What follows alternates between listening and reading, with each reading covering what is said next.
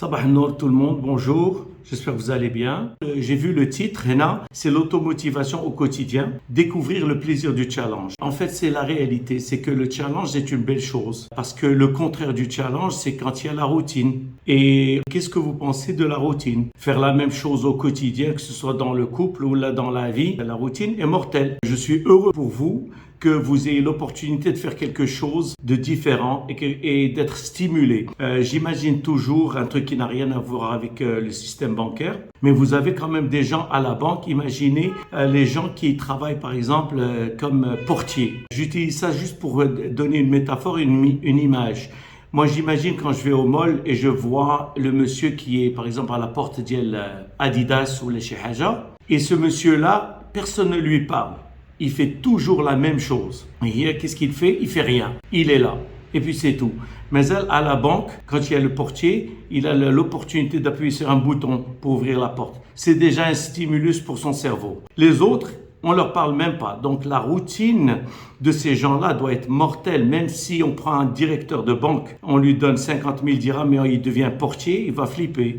Parce que il n'y a pas de stimulation du cerveau. J'ai une expression qui dit « Les masses ont peur du changement, mais les sages ont peur de la stagnation ». Et pour moi, ça veut tout dire. On a peur du changement. Pourquoi? Parce que déjà, notre cerveau est négatif par défaut. Et je vais expliquer ce que cela veut dire. C'est que le cerveau humain, quand il n'a pas de data, il crée le pire scénario possible. Ça veut dire que, imaginez, vous êtes dans votre bureau et on vous dit le DG veut vous voir. Tout de suite, qu'est-ce que vous imaginez? Oh my God, qu'est-ce qui se passe? On va imaginer le pire, on va jamais penser à quelque chose de positif. De même, si vous travaillez, votre femme n'est pas supposée vous appeler ou votre maman, et elle vous appelle aux heures du bureau, vous allez voir le téléphone, on va jamais imaginer que quelque chose de positif est arrivé. Alors qu'en fait, le boss t'a appelé pour te dire tu es top, tu es magnifique, tu as été promu ou les haja. Donc l'instinct initial, c'est de toujours penser le pire. Et ce que je veux dire par là, ce qui est important, c'est que nous ne connaissons pas le futur. Personne. Donc quand on imagine le futur sans avoir de data, on va toujours créer le pire scénario possible. D'accord? Nelly, ça va être dur. Nelly, je vais abandonner mes enfants. Nelly, je vais pas faire ça, je vais pas faire ça. Et notre cerveau, c'est pourquoi on appelle ça le subconscient. C'est parce que c'est sous le seuil de la conscience. Inconsciemment, notre cerveau, il fait des calculs et il trouve pas de réponse. Donc, il tourne en rond et on stresse bêtement. Donc, maintenant qu'on a compris que notre cerveau n'aime pas cette incertitude, c'est comme si vous alliez dans un pays et vous deviez attendre un taxi ou un bus quelque part. Et vous ne parlez pas cette langue et vous attendez 5, 6, 7, 8, 9, 10 minutes et il n'y a pas de bus qui arrive. Vous allez paniquer et stresser. Mais si on venait vous dire il arrive dans 50 minutes, ça y est, vous êtes relax. Tout à coup, pourquoi? Parce que vous avez l'information, le data. D'accord? Et c'est pourquoi l'humanité a peur de la mort. Et c'est pour ça que l'humanité a peur du noir. On a peur du noir parce que le cerveau ne reçoit plus de data. Donc, réagit le rôle, réagit cheval, réagit je sais pas quoi. Donc, on commence à imaginer des choses dans notre inconscient. Donc, maintenant, au contraire, pour ne pas avoir peur de head le challenge, ce qui vient, il faut juste s'informer. Et en fait, on va comprendre que pourquoi on stresse quand il y a des challenges comme ça. Parce que déjà, on s'imagine que c'est énorme. Encore une fois, parce qu'on n'a pas le data. Et quand on vient nous dire, vous allez faire ça, ça, ça, moi je donne un exemple. C'est comme si je vous disais, vous devez apprendre l'allemand. Et je vous amène quelqu'un qui parle l'allemand couramment. Vous allez vous dire, mais c'est pas possible. Je vais jamais parler comme celui-là. Pourquoi? Parce que lui, il parle couramment. Donc, vous avez commencé à la fin et vous vous dites, c'est trop dur. Mais par contre, si je vous dis, voilà comment vous allez apprendre, je vais vous apprendre des phrases. Donne-moi un café. Je te dis, donne-moi un café en allemand. Tu le dis, wallahi, là.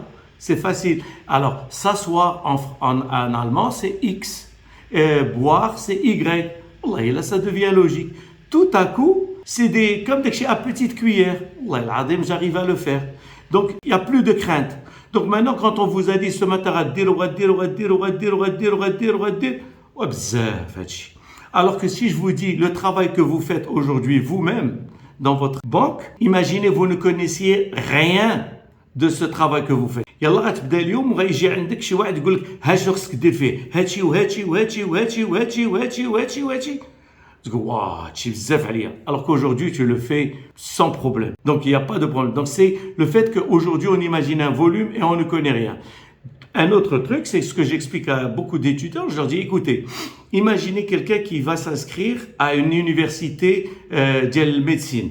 Alors lui, il doit faire 7 années de médecine. Qu'est-ce qu'il connaît à la médecine? Rien du tout. Mais alors là, rien du tout. Mais il a l'ambition de devenir chirurgien. Donc, en fait, qu'est-ce que ça veut dire? Encore une fois, c'est un petit cuir. Tout ce qu'on vous demande, c'est tqid. Ça fait un tqid. D'abord, c'est le premier cours. Ça fait. حفظوا. يلا. Des deuxième cours. Des troisième cours. Des de l'exercice. C'est حاجة بحاجة. C'est tout. Donc, quand on le voit comme ça, c'est la vie. C'est tout, tous les jours, on fait des petites choses. Et puis, c'est tout. Et l'effet cumulé de toutes ces choses, à la fin, on arrive. Donc, c'est pour ça que vous êtes arrivé là où vous êtes. C'est pour ça que certains sont managers, sont directeurs, etc. Et qui est président, directeur général d'une banque, c'est tout. Puis, allez, une leçon à la fois. Donc, maintenant, c'est ça la beauté. C'est qu'il ne faut pas dramatiser. Il faut se concentrer sur la journée. Je vais m'éclater faire de la journée et puis c'est tout. Donc n'ayons pas peur du changement, ayons peur de la stagnation.